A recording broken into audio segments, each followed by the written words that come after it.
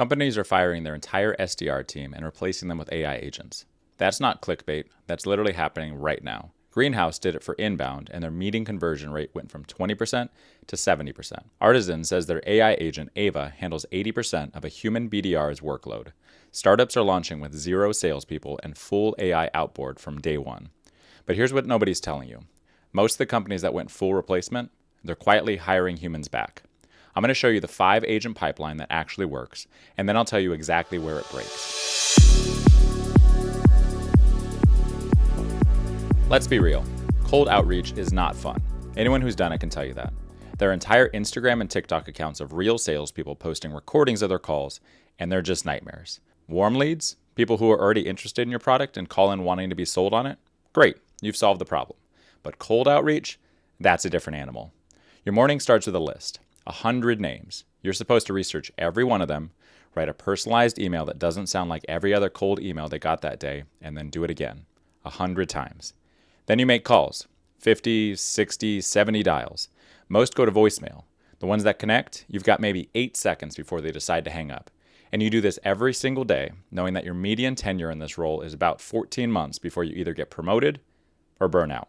Here's a number that matters. 67% of an SDR's tasks are automatable right now with tools that exist today. The US has about 4.6 million sales workers, and the SDR layer is the one getting hit first because the work is high volume, pattern-based, and repetitive. It's exactly what AI is built for. But the old outbound playbook is dead. You used to buy a list of 10,000 names, write one generic template, blast it out, and hope for a 0.5% reply rate. That math doesn't work out anymore. DMARC enforcement got teeth in 2024. AI-powered spam filters are catching templated outreach before it hits the inbox.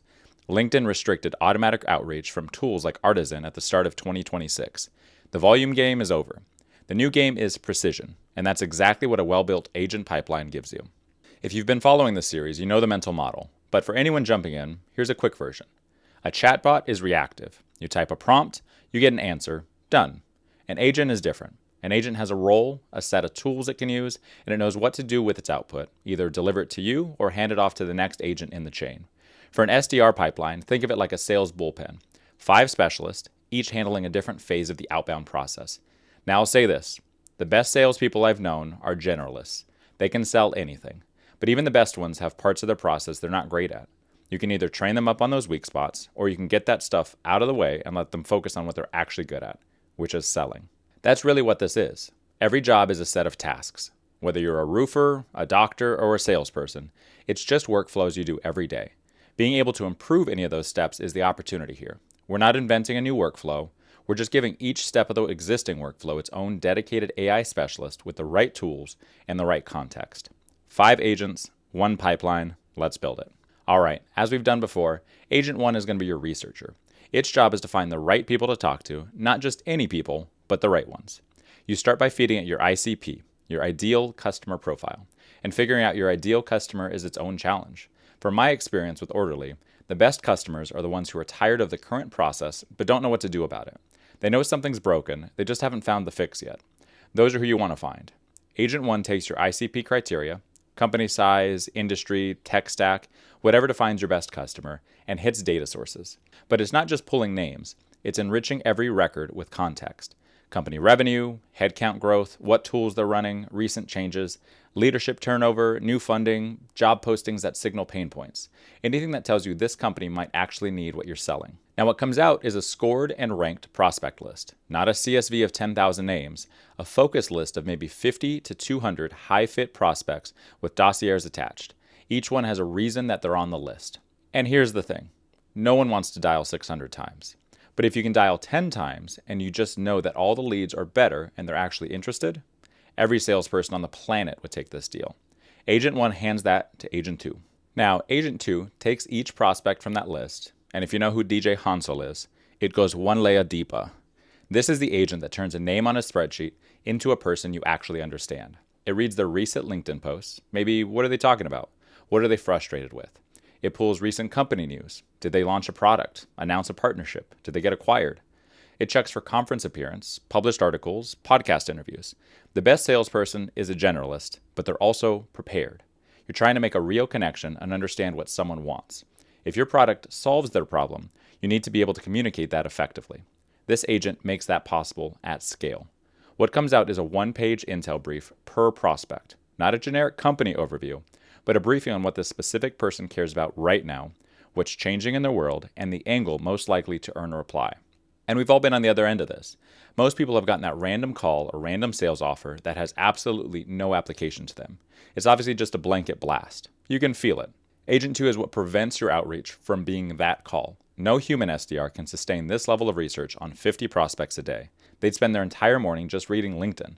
Agent 2 does it in minutes. Now, we're not supposed to pick your favorite child, but Agent 3 is my favorite one. This is your writer. It turns those intel briefs and turns them into actual messages. First touch emails, LinkedIn connection requests, and phone call scripts. And I want to be specific about what personalized means here, because this is where most AI outreach tools fail. I'm not talking about, hi, first name, I noticed your company name, is growing. That's mail merge from 2004. It changed from, I saw your company is doing great things, to, I noticed you're hiring a VP of data for the first time. Usually means the board is pushing for better unit economics reporting. That's exactly the problem we solve. Same prospect, completely different impact. Now here's my honest take on this. A lot of people want to villainize automated scripts and auto-generated emails because they don't feel personal. And I get that, and I believe that. But if the goal is just to put the product in front of someone, hey, this might actually work for you. Take a look. I don't think that's necessarily a bad thing. Where it becomes a problem is when it's every step of your process. You have to have at least a part of it that's a real human connection. And the more you can do that, the better, especially as everything moves towards automation. Now here's the part that keeps you out of spam jail. Agent 3 enforces delivery best practices. In 2026, the safe sending limit is 50 to 75 cold emails per mailbox per day. Go above that consistently and you're triggering spam filters even with the perfect authentication. So the agent manages mailbox rotation across 3 to 5 sending domains, handles warm-up sequences, and throttles volume to keep your domain health clean. One tool doing something clever here is AI SDR. They have a style mimic feature that learns from your top performing rep's writing style. So the AI isn't just personalized to the prospect, it sounds like your best closer wrote it. Agent 3 produces the first touches, Agent 4 takes over from here. Now here's a stat that should haunt every sales manager. 80% of deals require 5 or more follow-up touches, but 44% of reps give up after 1. That doesn't surprise me at all. The biggest thing I've noticed about great salespeople, the absolute monsters that I've worked around, is that it pretty much comes down to tenacity and follow-up. They did the basics better than anybody else, and they did it every single day. They did their calls, they hit above their quota. If they heard back, or didn't hear back, they left a voicemail that was personalized and followed up with that same person later in the week. If they got any kind of a lead, they followed up and made sure that they were on the schedule. Now here's the thing. Anybody can close. Any decent salesperson should close a very warm lead where the person is looking to buy. If you mess that up, you've really got to be trying. But there are a lot of qualified leads that people give up on too early, and they just go to the next person who is willing to make one more call. That's what separates good from bad in sales. It's not necessarily talent, it's being willing to take the hits and dial more than the person sitting next to you. An agent doesn't have that problem. It doesn't get demoralized. It doesn't skip Tuesday because it had a bad Monday. It just executes. Agent 4 manages multi-touch cadences across channels. The optimal sequence in 2026 looks like 5 to 7 touches over 14 to 21 days, mixing email, LinkedIn, and phone. And it adapts based on the engagement signals. Prospect opened the email but didn't reply, different follow-up. Clicked a link but went quiet, specific touch referencing what they clicked. Connected on LinkedIn but ignored the DM, time to try a different channel. Now, to be real here, does a lot of this sound a little bit soulless? And honestly, yeah, it kind of does. But if you've asked any real salesperson, a lot of that intro stage is kind of soulless anyway. Sometimes you make 600 calls in a few days and don't make a single sale. You're doing everything right, but sometimes it just works out that way. For those early stages where it's just a numbers game and human contact doesn't really factor in yet, let the agent handle that. It just goes to the next person. It doesn't care. The agent builds conditional sequences for every prospect, hundreds of them running simultaneously, each one adapting in real time. No human can manage that many parallel conversations without dropping a ball. And if you're a Friends fan, Agent 4 isn't a dropper. Now here's the finish line. When a prospect signals interest, they reply positively, they click the calendar link, they ask a question. Agent 5 takes over. Its job is simple but critical. Convert that interest into a booked meeting before the moment passes. Because every hour between I'm interested and here's a calendar link is an hour where the prospect can get distracted, get cold called by a competitor, or just forget. I learned this the hard way. When I was a mortgage loan officer, I called up a prospect and it felt like I was pushing too hard. So I gave him a few days to think about it. When I called back, he'd already completed the deal with someone else who just pushed a little bit more. That was one of the things that showed me something about myself. I enjoyed sales and I was good at it. I had a natural charisma. I worked well with people and I genuinely liked helping them out. But honestly, I didn't want to rip people away from their day, and I wanted to make sure they had time to think about it. It cost me a couple sales, and that's just the name of the game. That's exactly the gap that Agent 5 fills. It handles the speed, so you don't have to choose between being pushy and losing the deal. Agent 5 handles time zone coordination, checks your AE's calendar availability in real time, sends confirmation email, and generates a pre-meeting brief. So when your account executive walks into that call, they've got a one-page packet: who this person is, what their company does, what pain point triggered the interest, and a suggested talk track based on all of that context. I know I bring him up a lot, but Alex Hormozi actually has a conversation with Chris Williamson from Modern Wisdom, which is a great channel, by the way. You should check that out as well. But he talks about the difference between being prepared and just walking into something. And a lot of people look at preparation as looking at something 10 minutes before, doing some general research.